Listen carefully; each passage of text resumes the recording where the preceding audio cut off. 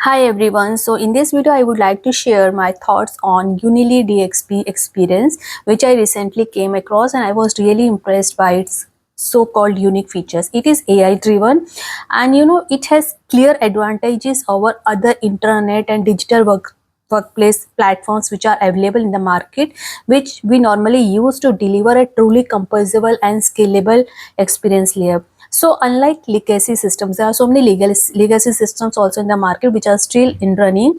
So unlike those legacy system, it seamlessly integrates with enterprise tools like Microsoft 365, SharePoint, and any third-party applications through robust APIs, reducing system fragmentation.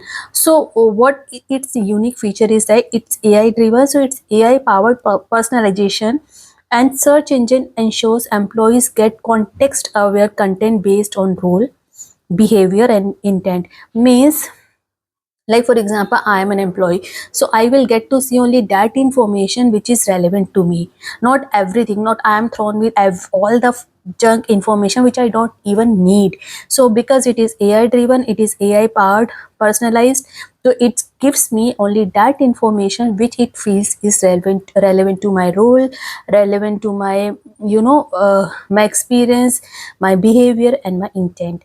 So significantly it improves information discovery compared to static internets.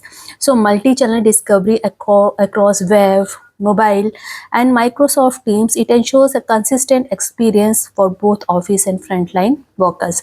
So one more thing which I would like to mention here is that with the help of enterprise grade security, because it comes with so many unique features, one of that is enterprise grade security, SSO, and role based access control.